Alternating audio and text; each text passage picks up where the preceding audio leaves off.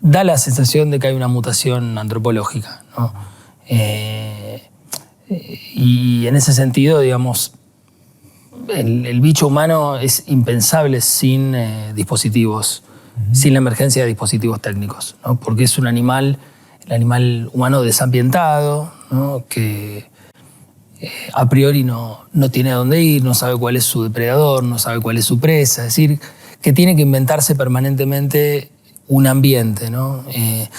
Y bueno, y una vez que se desencadenan los procesos de la reinvención permanente, bueno, ya es un bicho que se encuentra con una extrañeza fundamental, se encuentra frente a cosas que tienen la apariencia de ser su propio invento, pero que tienen al mismo tiempo una autonomía que lo excede completamente. Ariel, vos venís escribiendo, laburando, pensando en torno a la inteligencia artificial con un enfoque que pone en el centro, digamos, lo humano, la política, la filosofía. Si tuvieses que posar la mirada en lo más urgente, en lo que más te preocupa, ¿por dónde arrancarías? Bueno, yo diría que ampliaría la noción de lo humano, ¿no? Hacia el problema de la existencia, ¿no? Es decir, y lo más urgente es justamente el aplastamiento del problema de la existencia. Es decir, la idea de que la banalidad del bien sería en este caso, bueno, nos aleje de las preguntas fundamentales.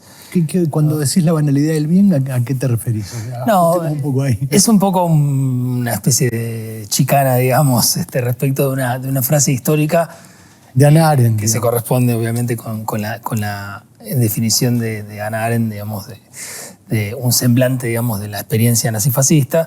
En este caso digo la banalidad del bien porque nos encontramos, la experiencia tecnológica contemporánea no es una experiencia que podamos identificar a priori como una forma de opresión, como una forma de colonización en el sentido, digamos, tradicional, claro, ¿no? Sino, bueno, más bien como un modo de avance o de generación de nuevas posibilidades. Entonces, abrazamos esas nuevas posibilidades, los aparatitos con los que nos encontramos diariamente, bueno, nos llaman a una relación juguetona, jocosa, coqueta, y en ese sentido pareciera que nada nos debería preocupar, digamos, de este fenómeno, ¿no? Simplemente se trataría de una nueva novedad, de un mundo donde todo es novedad y por lo tanto, bueno, nada nos va a sorprender. Una de las preocupaciones fundamentales tiene que ver justamente con cuál es el lugar del asombro en esto. ¿Por qué digo esto? Recuerdo un texto de un gran filósofo a quien me gustaría homenajear en este momento, que es Paolo Virno, un gran filósofo italiano, que se pregunta por el sentido de la maravilla, que es una categoría que decanta Wittgenstein. Él le saca partido, digamos, iba a decir la estudia, le saca partido. Y él dice, en un momento la maravilla se asocia al milagro, ¿no? No necesariamente religioso, pero pongamos que el milagro está asociado a ciertos fenómenos sorprendentes, sobrenaturales, extraordinarios. Él dice, bueno, pongamos que un león alado, justo, bueno, un león, pasa por nuestra ventana, vamos a quedar asombrados, incluso probablemente traumados, pero bueno, puede ocurrir que, claro, una vez que el león pasa una y otra vez, deja de ser asombroso, deja de ser novedoso. Cualquier paralelismo con la coyuntura argentina, digamos, es casualidad. Y bueno, y en definitiva vamos a incorporarlo dentro de nuestra vida, a normalizarlo. Claro. Bueno, entonces Virno dice, bueno, ese no es el milagro, esa no es la maravilla, ese no es el asombro. El asombro no es el asombro por el hecho de que exista el león alado, sino el asombro mismo de existir. Digamos, ¿no? Es decir, el asombro último es el asombro mismo de existir. Esta es una época donde la incitación a la novedad permanente, la incitación a la actualización permanente, bueno, pareciera desdibujar ese semblante, ese rasgo existencial que, bueno, de alguna manera nos hace sentir vivos, ¿no? Vos decís que hay como una suerte de aplastamiento de la existencia. Bueno, es una buena palabra, claro, con Miguel, digamos, la usamos. Miguel habla de... Miguel Benazaguian. Miguel Benazaguian habla del aplastamiento de la singularidad. Y sí, de alguna manera, uno de los riesgos de esta banalidad del bien tiene que ver con ese aplastamiento, pero claro, mientras tanto no nos damos mucho cuenta, ¿no? No. Entonces, uno podría decir, bueno, hay distintos modos en los que son incorporadas estas sofisticadísimas tecnologías digitales, gente que trabaja en cosas muy específicas y encuentra el mejor modo de incorporar, ¿no? Los programadores o en el mundo de la tecnociencia, ¿no?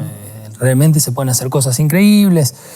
Pero claro, si uno se circunscribe a campos muy específicos, bueno, se trata de personas que pertenecen a tradiciones y a quehaceres que están estructurados en un mundo que no es el mundo digital. Y en ese sentido, su encuentro con el mundo digital es un encuentro muy mediado por ciertas cautelas y por lógicas que no son la lógica digital. La mayor preocupación, volviendo al corazón de tu pregunta, es qué pasa con el bicho humano ahí donde no está prevenido, ahí donde justamente está menos estructurado, ¿no? en una lógica que no es la digital. Bueno, ¿qué pasa ahí, digamos, ¿no? Y ahí es donde me parece que se cierne por ahí el mayor riesgo, que tiene que ver con el aplastamiento de dimensiones, ¿no? Que nos hacen sentir vivos. No voy a decirlo en un sentido moral, lo voy a decir en un sentido que creo que cualquiera puede entender esto. Ariel, al principio hablaste de colonialismo y da toda la sensación de que estamos frente a un colonialismo soft, o sea, no hay portaaviones, no hay bombas, no hay ataques de tropas, pero sin embargo ese colonialismo está, valga la redundancia, colonizando subjetividades, sentido común. ¿Qué observas de eso? Bueno, siguiendo un poco con el argumento, ¿no? Si uno toma la decolonialidad, los estudios postcoloniales, lo que van a marcar todo el tiempo es un linaje histórico de formas de resistencia ante las embestidas coloniales, por ejemplo, en nuestra América. Hablemos desde acá, ¿no? Bueno, en la historia del colonialismo es al mismo tiempo la historia de los sujetos resistentes, ¿no? Es decir, es al mismo tiempo la historia también de los mestizajes, ¿no? Y bueno, en este caso, si nosotros hablamos de colonialismo digital, bueno, de alguna manera resonando con lo que dije antes, se trata de un colonialismo donde ese sujeto de la resistencia no es visible, digamos, en lo inmediato, más bien ocurre lo contrario, porque una persona tecnófoba no es una persona resistente en este momento, y un individuo que dice, bueno, yo el celular lo dejo cuando voy a comer o cuando salgo a correr, y bueno, tampoco, digamos, no incide en lo más mínimo, ¿no? Sino al contrario, simplemente una forma en la que tiene incorporada la tecnología. Entonces, nosotros le llamamos, digamos, colonización digital justamente a una forma de hibridación, ¿no? En el sentido de que nuestro modo de funcionamiento es inseparable de nuestra relación, como dice el amigo Benazaguian, ya que, bueno, el primer encuentro de este ciclo fue con Benazaguian, así que ahora vamos a mencionarlo. Como dice Miguel, bueno, esta relación que tenemos de promiscuidad, que no es una promiscuidad moral, sino de funcionamiento con los aparatos digitales, supone ya un tipo de hibridación la palabra misma es paradojal, ¿no? Porque hibridación supone que hay dos como mínimo, ¿no? Pero al mismo tiempo hibridación supone que en algún punto, en algún umbral deja de haber dos y empieza a haber uno. Bueno, ese uno que se arma con el híbrido, bueno, puede tener distintas características, ¿no? Entonces la pregunta es, bueno, ¿hay alguna versión virtuosa de ese uno o la potencia, digamos, de lo digital es tan grande que en la relación es muy difícil, ¿no? Establecer algún tipo de simetría, ¿no? Es decir, la asimetría es tan grande que entonces terminamos, nuestros modos de existir terminan subordinados, ¿no? al imperio, digamos, digital, que tiene que ver con la necesidad de convertir todo en datos, de traducir todo en información, de la linealidad temporal. Bueno, y la secuela de mercantilización, ¿no es cierto? Claro, también es difícil separar la relación que tenemos con las tecnologías digitales de un momento determinado del capitalismo, ¿no? Del neoliberalismo. Hoy, bueno, se habla de tecnofeudalismo, pero más allá de esas definiciones, por supuesto, la mayor parte de la población mundial tiene una relación de consumo con la tecnología, no cualquier relación. Es decir, porque uno puede decir, yo hablo permanentemente con compañeras y con compañeros que se dedican a distintas tareas de investigación, de análisis, y dicen, bueno, mi relación con la tecnología, bueno, es algo muy escaso eso, digamos, ¿no? En las metrópolis, y el 85% de la población mundial vive en metrópolis, la relación con las máquinas es una relación de consumo, pero además es una relación de delegación de funciones y la fantasía de que pueden ser sustituidas las capacidades cognitivas y sustituidas, tareas que tienen que ver con los procesos de lo vivo, ¿no? Y entonces ahí es donde me parece que la cuestión de la mercantilización es un canal, ¿no? Es un canal por donde ingresa la lógica digital. Pero parece ser que se impuso como modelo. Digamos que tal vez la digitalización podría haber sido otra cosa, pero la mercantilización se impuso como modelo de funcionamiento de ese mundo. Yo lo asemejo a lo que ha sido mi vida, mi trayectoria, que es mirar los medios tradicionales, la televisión, y digo, bueno, la televisión nació hace como 100 años, ponele, en términos tecnológicos. Podría haber sido otra cosa, podría haber sido un medio educativo, podría haber tomado otra deriva, pero fue capturada por un modelo de negocio que dijo, bueno, el modelo de negocio es, nosotros le vendemos público a las empresas, y ese es el modelo que funciona. Los que hacemos televisión, juntamos gente detrás de nuestra pantalla para vendérselo a anunciantes y sostener nuestro trabajo. La percepción que tengo es que todo el desarrollo de lo digital, desde Internet en adelante y quizás antes, fue capturado por un modelo totalmente mercantilista. ¿Coincidís con eso? Vos lees y estás mucho más en el tema. Es una pregunta. No, yo creo que en la historia de la técnica moderna, por lo menos, siempre la emergencia de una potencia técnica muy grande lo que hace es generar nuevos posibles, ¿no? Y por supuesto que frente a esos nuevos posibles existen disputas, ¿no? Y en el marco de esas disputas, bueno, en contexto capitalista es lógico que la hegemonía en algunos casos o el dominio en otros casos corra por cuenta de sectores poderosos, digamos, de economías poderosas. Eso no sería una especificidad de la técnica o de la tecnología. En todo caso sería el modo en el que se articula, digamos, claro, ¿no? Un momento del capitalismo con la potencia técnica. La potencia técnica muchas veces tiene más que ver con la guerra que con el comercio. Claro. Sin embargo, es difícil separar a veces uno del otro, Pero lo que yo creo es que, así como vos mencionás a la televisión, ¿no? También hay televisión alternativa, también. Es decir, sobre cada uno de estos posibles avanza una disputa. Claro. Yo no soy de la idea de que de entrada el hecho de que la televisión, mayoritariamente tenga que ver con un modelo de negocios, como vos mencionás, signifique, una derrota definitiva. Creo que en todo caso el desafío frente a nuevos posibles siempre, la pregunta por cómo esos posibles se enganchan con los posibles de nuestros proyectos, de nuestras apuestas, etcétera, ¿no? Sin ser naif en el planteo, digamos, ¿no? Son disputas complejas y muchas veces esas disputas tienen que ver con una brecha en el sentido de que hay una pregunta en el medio, ¿no?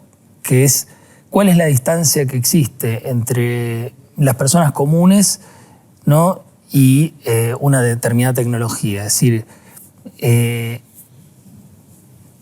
hay quienes dicen que esta es la época en la que la sociedad es más ignorante que en ninguna otra época respecto de los dispositivos técnicos que utiliza frecuentemente.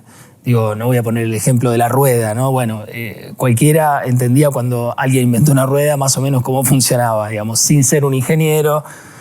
Hoy, digamos, verdaderamente estamos a ciegas, ¿no? Y estar a ciegas es algo justamente muy conveniente para que todo parezca una prótesis para los ciegos que somos, digamos. Entonces hay un problema que es de brecha.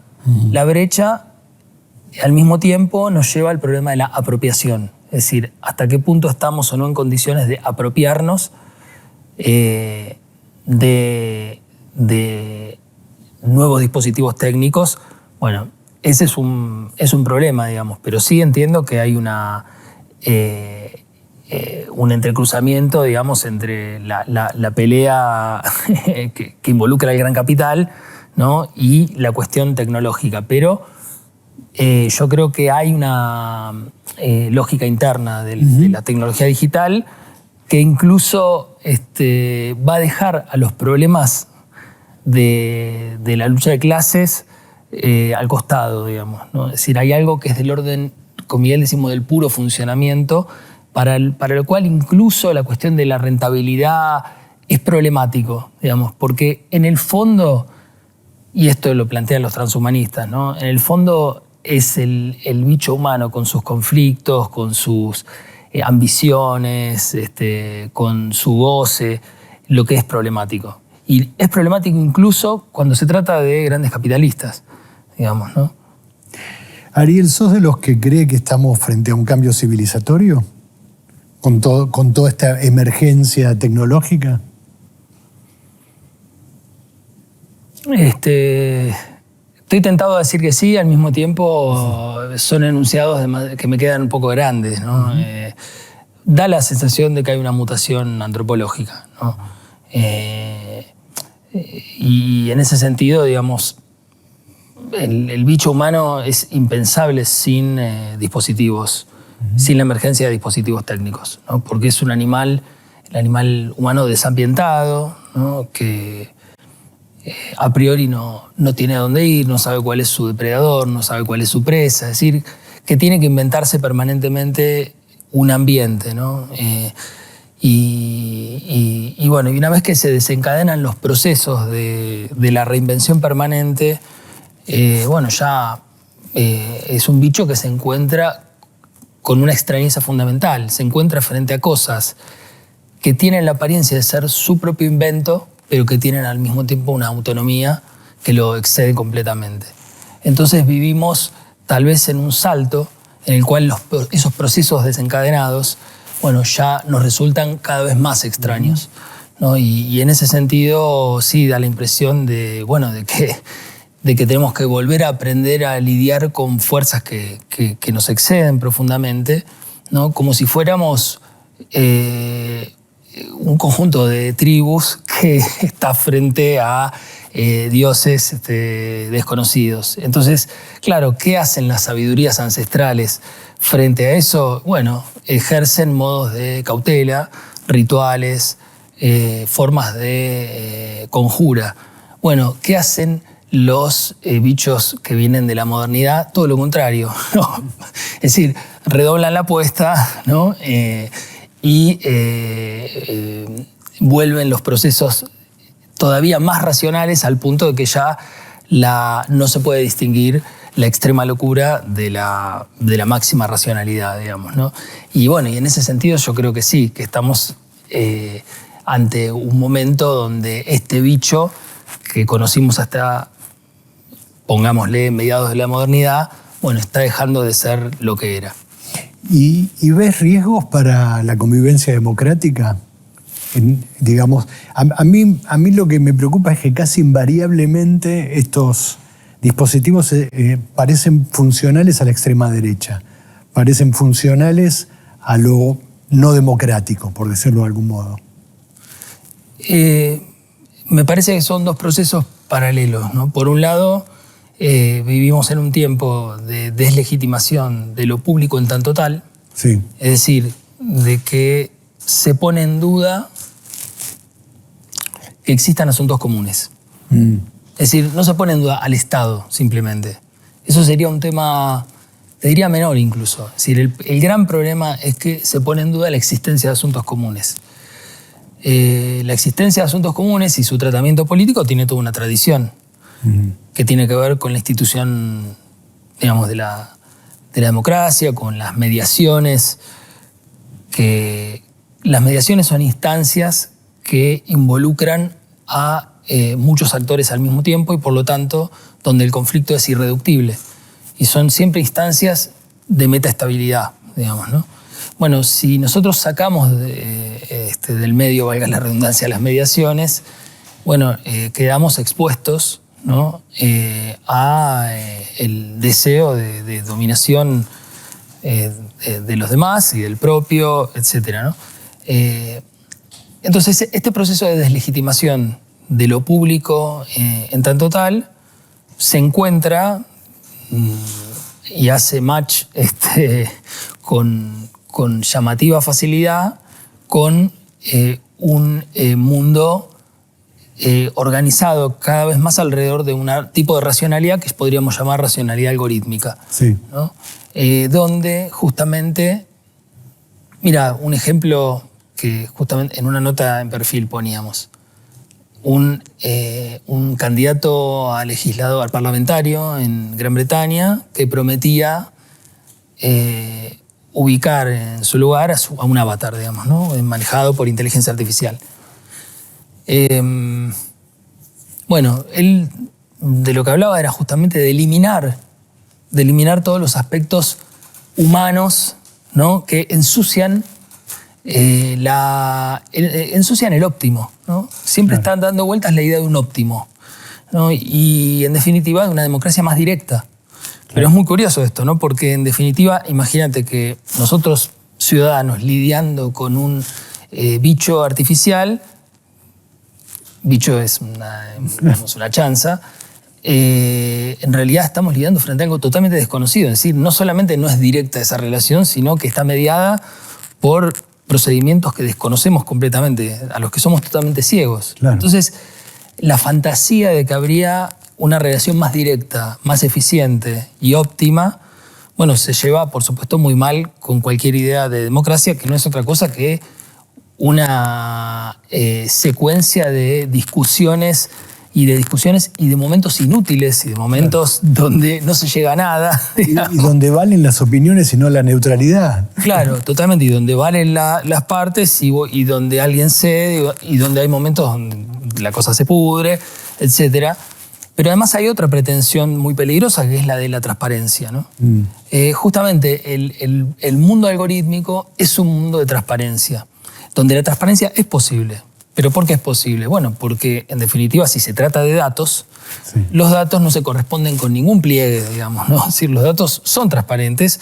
Lo que no es transparente, por supuesto, será la programación, serán los intereses, claro, de los grandes magnates que están detrás, etcétera, todo eso. Pero bueno, eso no sería eso lo específico. Lo que quiero marcar es esto. No es eso lo específico del mundo digital. Porque eso es lo específico del capitalismo, en todo caso. Pero hay algo que es propio del mundo algorítmico, que es este forzamiento de lo real a devenir transparente, a volverse transparente, ¿no?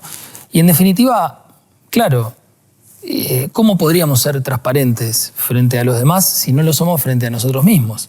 ¿No? Es decir, si en definitiva nos buscamos a nosotros mismos, ¿no?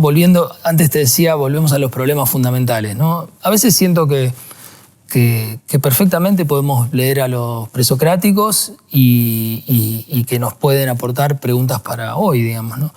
Nos buscamos a nosotros mismos porque no nos conocemos, porque no somos transparentes, bueno, y porque dependemos también de fuerzas que nos exceden y del modo en que vamos surfeando y lidiando con fuerzas que nos exceden, etc.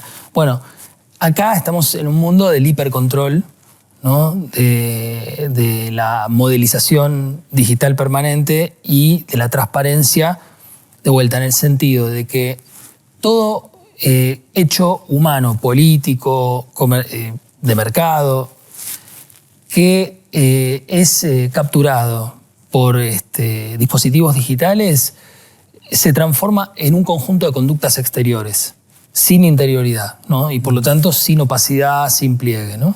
Big Data trabaja de esa manera, ¿no? Es decir, lo que hace es básicamente capturar movimientos exteriores, recombinarlos, construir perfiles, patrones y de alguna manera, bueno, intervenir sobre la conducta, intervenir sobre la vida desde el punto de vista de esas recombinaciones y de esos patrones. Bueno, eso incide, ¿no? Tiene una dimensión performativa. Claro. Es decir, incide. Hay una pregunta, ¿no? ¿Nos vamos a parecer cada vez más a nuestro perfil? No. Bueno, ahí estaríamos en el mundo de la transparencia, ¿no? Que es un mundo además perfectamente compatible con el mundo del control, ¿no? Pasa en China con el crédito social o pasa en una serie de Netflix donde reproducen la idea de crédito social pero en un mundo sin Estado, digamos, ¿no? Las dos hipótesis, ¿no? Claro.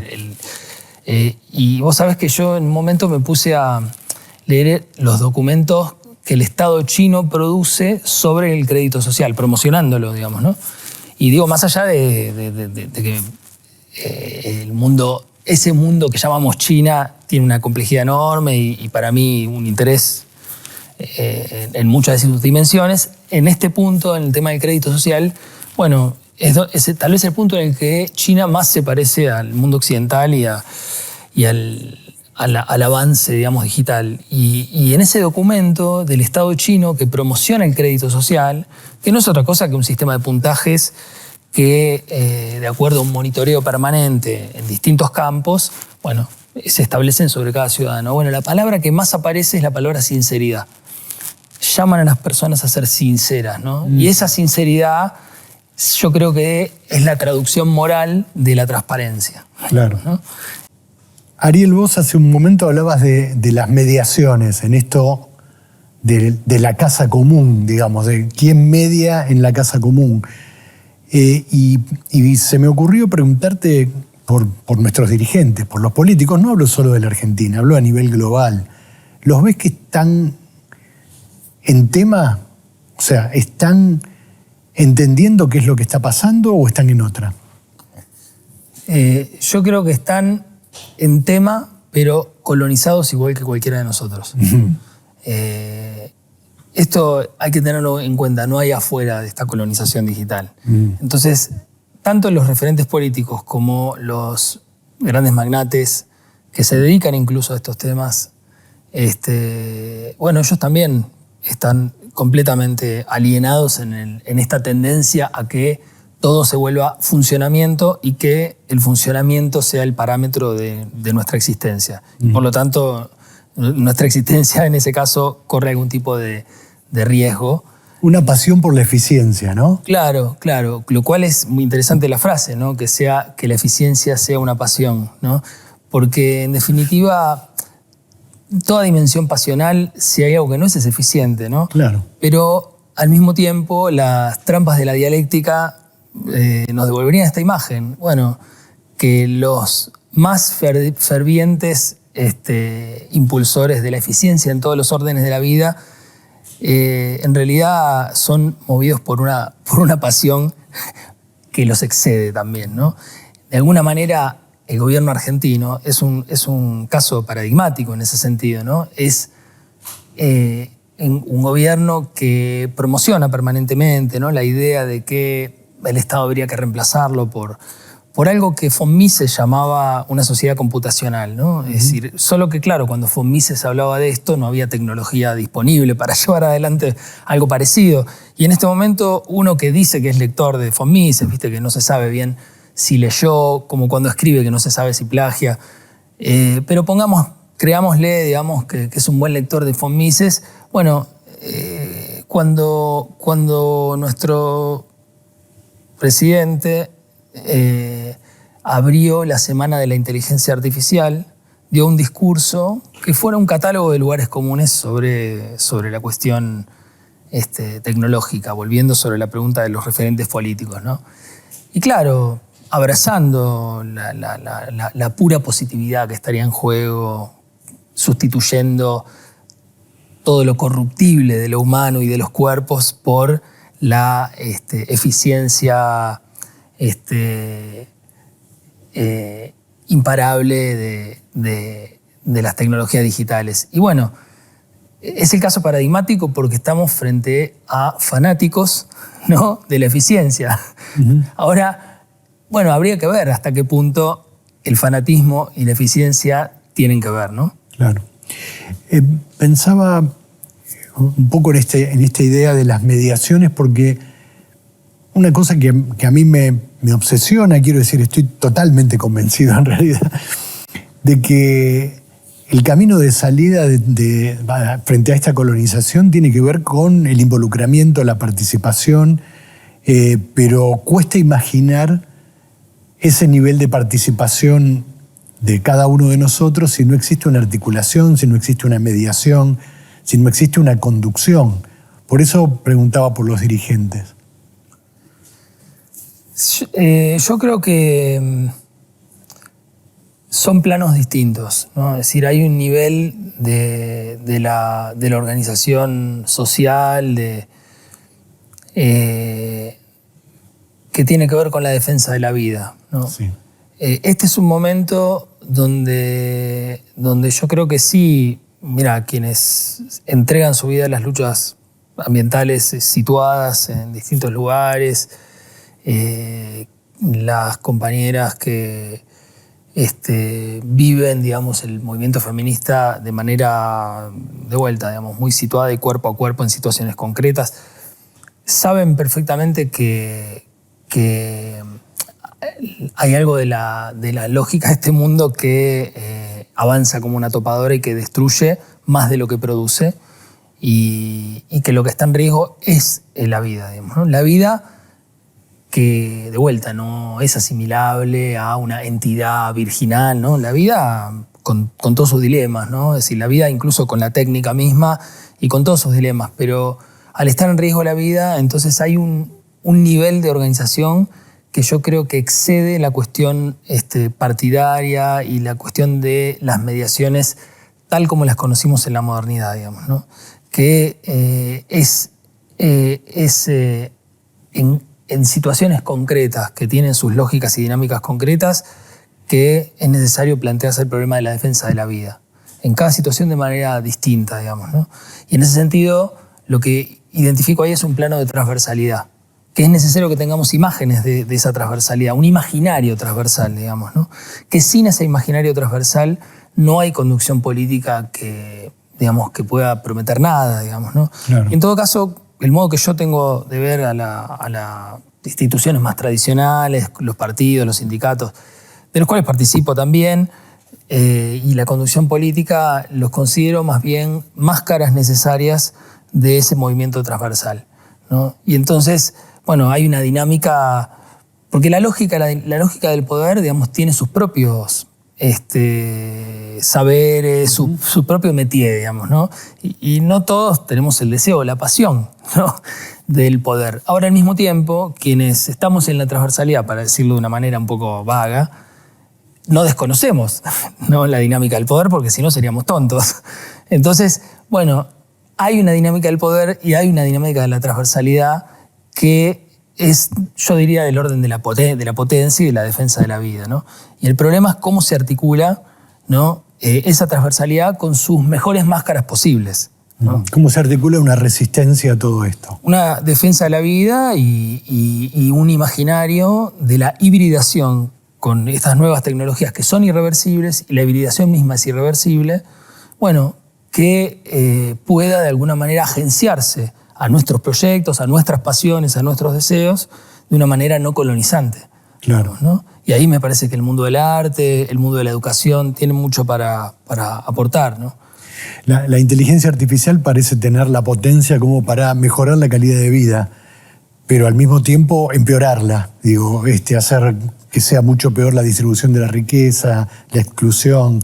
¿Estás de acuerdo con esa mirada? Bueno, yo creo que, si entiendo bien, esto que vos planteás toca toda la problemática de la producción de valor a través de plataformas y de la sustitución de tareas de trabajos humanos, etc., ¿no? Sí, por supuesto que eso genera una crisis, ¿no? Genera una crisis. Y esas crisis, en realidad, bueno, tienen distintas reacciones inmediatas y por venir. Hay una reacción que yo creo que puede llegar a ser impotente, y es la de una especie de neoludismo, ¿no? La idea de frenar, de destruir. Los ludistas eran los que rompían las máquinas en la revolución industrial. Claro, la idea de la destrucción de la máquina identificada, bueno, como el problema. Claro, la dificultad, más allá de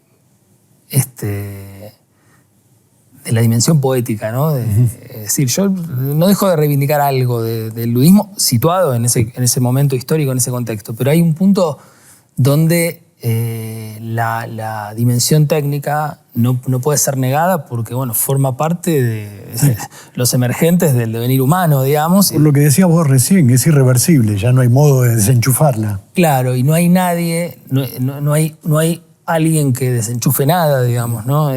Porque hay una cierta autonomía de los procesos. Y en el marco de esa autonomía de esos procesos, nosotros tenemos, bueno, umbrales de acción y aspectos a los que no podemos acceder o donde no podemos actuar. Es decir, donde somos impotentes. Ser impotente quiere decir eso, no poder actuar, en términos reales, ¿no? No es una cuestión psicológica, ¿no? En los procesos muy macro, la verdad que es muy difícil decir, bueno, ¿cómo podemos actuar acá? Por eso tenemos que encontrar la medida de ese actuar, ¿no? Y eso es toda una búsqueda y todo un problema, digamos, ¿no? Entonces, claro, en situaciones concretas donde la potencia técnica puede ser contrastada, refrendada por una potencia vital, inventiva, social, cultural, bueno, será en esas situaciones concretas donde experimentaremos esos modos algo más virtuosos que la forma colonizante que a priori se nos presenta. Y en parte, como vos decías, esto tiene que ver también con que, bueno, hay un avance, digamos, de un capitalismo cada vez más reduccionista, más desembosado. Alguien me preguntaba, bueno, pero el capital. Yo digo, mira, el capital no es nadie, no es una relación. Y la verdad es que si uno dijera, bueno, ¿qué quiere el capital? El capital quiere la máxima ganancia en el menor plazo posible, con la menor regulación posible. Todo lo que tienda a eso le viene bien, digamos, ¿no? Entonces, bueno, claramente, digamos que en el marco, digamos, del avance de esa lógica, de esa dinámica, y bueno, sí, la emergencia de nuevas tecnologías, es lógico que miméticamente vaya, digamos, detrás del movimiento del capital. Pero, insisto, hay dimensiones como la neurofisiológica que trabaja Miguel Benazayag, como la cultural, subjetiva, donde hay que prestar mucha atención porque ya no estamos hablando solo del gran capital, sino estamos hablando de la capilaridad misma de nuestra vida, digamos. Claro. Una nena, un nene chiquito que trata con la máquina y, como explica Miguel, bueno, la relación que se establece es una relación desintegrada, donde justamente una persona que está en el momento de formación de su subjetividad, empieza a dejar de funcionar como una unidad orgánica, ¿no? Y empieza a dislocarse, ¿no? Y entonces, claro, las máquinas y la dinámica de lo digital son agregativas, no son unitarias, orgánicas, ¿no? Entonces, entre esa característica que es tan constitutiva, digamos, ¿no?, de las máquinas, que es el hecho de no estar conformadas por ejes unitarios, intensivos, orgánicos, bueno, choca fuertemente, sí, con nuestra dimensión orgánica. Entonces, ahí, fíjate que ya estamos hablando en otro lenguaje, que no es el lenguaje del capital o el problema del capital. Pero es una cuestión, me parece, sí, urgente, conversar en todas partes, ¿no? Es decir, conversar en todas partes, experimentar, buscar a la gente que en alianza, en amistad, nos preste sus saberes. Hay mucha gente que se dedica al mundo de la informática que está preocupada. Hay un grupo que dice, esto que está pasando es algo tan importante que no puede quedar en manos nuestras, es decir, en manos de los ingenieros informáticos, digamos, ¿no? Bueno, eso me parece que supone una cierta sabiduría, ¿no? Digamos, que es correrse del centro de la escena y decir, bueno, somos participantes, digamos, ¿no?, de una escena que necesita más participantes. Sin embargo, todo esto de lo existencial y de lo cultural parece no estar en el tope de las preocupaciones. Cuando uno pregunta al común de la gente qué es lo que más le preocupa, es mi trabajo, el futuro de mi trabajo. Cuando nos encontramos hace un rato, antes de empezar la entrevista, me decías que venías de una charla, de un seminario sobre renta universal, que tiene que ver con esto. O sea, si no vamos a tener trabajo, bueno, un subsidio para respirar, digámoslo de un modo simple. ¿Vos qué problemas, no solo de implementación, sino conceptuales, ves en eso? Bueno, el proyecto de renta básica universal e incondicionada, por supuesto que dialoga de manera muy directa con esta preocupación que vos planteabas, que tiene que ver con la pérdida de empleos, con la sustitución de tareas. Yo creo que hay un punto nodal cuando hablamos de la renta básica universal y tiene que ver con cómo nos paramos política y existencialmente frente al problema de la deuda. De la deuda en un sentido casi te diría de matriz, ¿no? Es decir, de sentirnos seres endeudados, ¿no? Que estamos todo el tiempo... La idea de que hay que ganarse la vida, ¿no?, esa frase que usamos a veces con orgullo, bueno, es muy contradictoria con otra idea, que es que la vida es un regalo, ¿no? Y en ese sentido, si uno parte de un lugar o parte del otro, cambia bastante la ecuación, ¿no? Es decir, y sobre todo en un mundo en el que, a diferencia de lo que se pronosticaba, ¿no?, con la robotización del trabajo, que se decía la gente va a tener más tiempo libre, bueno, poco ingenuos estuvimos, porque en realidad es todo lo contrario lo que sucede. Hay cada vez más máquinas y cada vez tenemos menos tiempo, ¿no? Cada vez estamos más ocupados, succionados prácticamente por las máquinas, porque claro, es decir, somos cada vez más parecidos a operadores de información. Claro. Y en ese sentido sí hay algo de nuestra subjetividad, de nuestros procesos subjetivos que se desvanecen. Somos operadores, sobreocupados, operadores de información. Y aparte, es cierto que la desregulación del trabajo, bueno, no voy a hacer acá un repaso de algo que hay otros que hacen mejor, digamos, ¿no? Pero las condiciones contemporáneas muestran sí un escenario de creciente pluriempleo, claro, de multitarea, porque bueno, nada alcanza, entonces ya no nos concebimos como trabajadores frente al capital, sino como paquetes de prestaciones que tienen que rentabilizar sus capacidades, ¿no? Ese es el capital humano. Entonces, claro, rentabilizar nuestras capacidades y juntar ingresos. Entonces, claro, lo que tenemos enfrente no es el gran capital, el patrón, sino un conjunto de ingresos precarios. Bueno, en ese escenario hay algo que yo creo que cualquier persona puede entender, y es que hacemos demasiado, trabajamos demasiado. Y mucho de lo que hacemos o buena parte de nuestra actividad, que es productora de valor, porque cuando consumimos producimos valor, cuando navegamos en Internet producimos valor, cuando estamos en una plataforma generamos lenguajes. Es decir, toda esa gran actividad productora de valor no tiene un reconocimiento. No tiene un reconocimiento. Entonces, uno podría decir que uno de los planteos importantes del feminismo de la década del 70, que tenía que ver con un trabajo social no reconocido, tareas de cuidado, de reproducción, etc., hoy es trasladable al conjunto de la sociedad. Todas, todos hacemos trabajos no reconocidos. Y en ese sentido, yo creo que hay que partir de ahí, digamos, ¿no? La renta básica no es darle plata a quien se lo merece o no se lo merece, no es evitarse trabajar, todo lo contrario, es reconocer algo que ya hacemos porque no somos deudores, al contrario, somos más bien acreedores, ¿no? Y en ese sentido, si nosotros aceptamos, como decía el gran filósofo alemán, que nacimos inocentes, es decir, no somos ni culpables ni deudores. Y entonces hay un posicionamiento ahí, que yo no digo que es puramente teórico, es un posicionamiento que cada quien, a su manera, en sus lugares, en su emplazamiento existencial, lo podrá tener. Entonces, la renta básica universal e incondicionada tiene como principal objetivo ser una institución que reconozca, ¿no?, una actividad productora de valor, y de valor quiero decir no solo económico, ¿no?, de valor social, de valor cultural.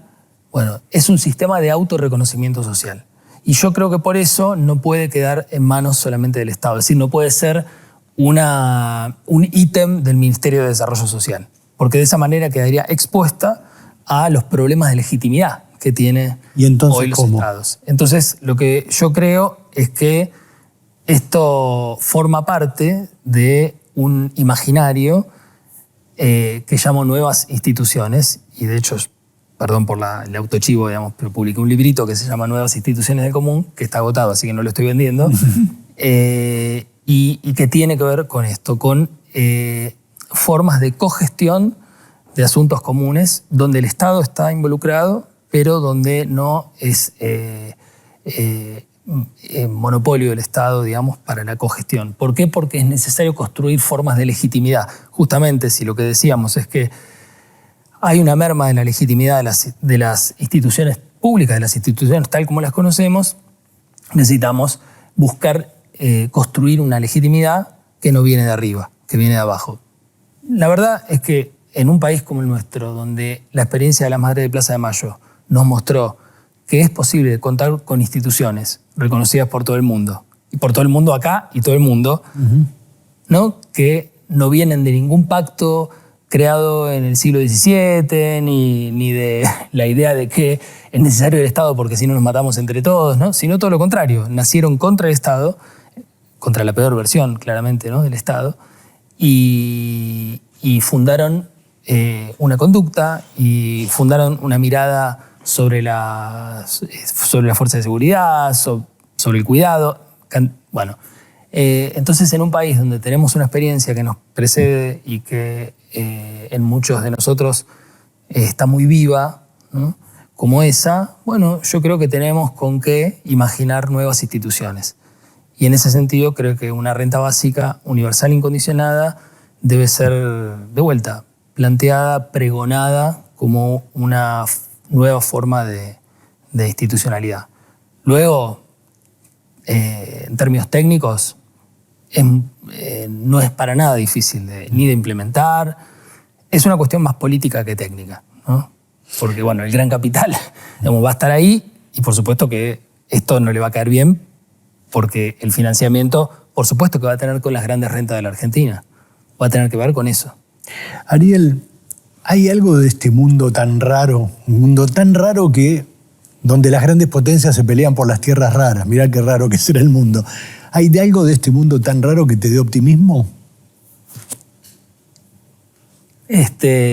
¿Cómo era la frase de Gramsci? El optimismo de la voluntad. Sí, me parece que hay una figura de los vínculos que yo considero fundamental y política en nuestra época, que es la amistad. Cuando yo veo las redes que se forman, las redes de amistad, no digo redes sociales, digo redes de amistad, bueno, veo que hay algo vivo, porque ¿sabes con qué tiene que ver la amistad? Con lo raro que vos mencionabas. La amistad tiene que ver con la relación con un otro, en tanto otro, y tiene una historia. Sí, tengo un minuto para comentarlo, porque es un tema que me interesa especialmente, que nos lleva a un pasaje de la Ética Nicómaco de Aristóteles. Mirá si no vuelvo todo el tiempo sobre los problemas fundamentales, donde dice que cuando caminamos nos sentimos caminar, que cuando miramos nos sentimos mirar, que cuando hablamos nos sentimos hablar, y que esa es la existencia, sentirse existir, ¿no? Es decir, que no existimos simplemente, sino que la unidad de medida de la experiencia es un sentirse existir, digamos, ¿no? Es decir, hay una otredad que ya forma parte de nuestra experiencia del mundo, y que la amistad es justamente la posibilidad del consentimiento de la existencia, no es un co-sentirse existir. Hay algo en nosotros que no es igual a nosotros mismos, y en eso Aristóteles, como todo verdadero pensador, piensa en contra de sí mismo, porque se lo reconoce como el pensador de la identidad, el principio de identidad. Y él ahí dice, no, hay algo que no coincide. Nosotros no coincidimos con nosotros mismos. Y yo me arriesgaría a decir, y no coincidimos con el mundo tampoco. Y la amistad es justamente ese vínculo que se establece a partir de esa no coincidencia, a partir de esa rareza, de un principio de rareza, ¿no? Lo observé esto cuando me di cuenta que mis amigos y mis amistades en general son unos aparatos. Y que yo debo ser también algo parecido para ellas y para ellos. Y en ese sentido dije, bueno, hay un principio de rareza, ¿no? que gobierna la amistad, y la amistad de alguna manera es la posibilidad de la construcción de esas redes de relación a partir del hecho de no ser tan adecuados ni a nosotros mismos ni al mundo, digamos, ¿no? Y en ese sentido, bueno, la amistad yo creo que desde la antigüedad hasta hoy se sostiene como la gran figura del vínculo, ¿no? La gran figura del vínculo. Y que hoy hay que extenderla a la relación que tenemos con los otros bichos, con los ecosistemas en los que vivimos, ¿no? Es decir, hay que preguntarse por esa amistad extendida, ¿no? Y es algo que veo que prolifera aquí y allá como una especie de sarpullido, como alguna vez Christian Ferrer dijo del anarquismo. Un sarpullido negro que pasa por debajo del radar. Gran final. Muchas gracias. Gracias, Ariel.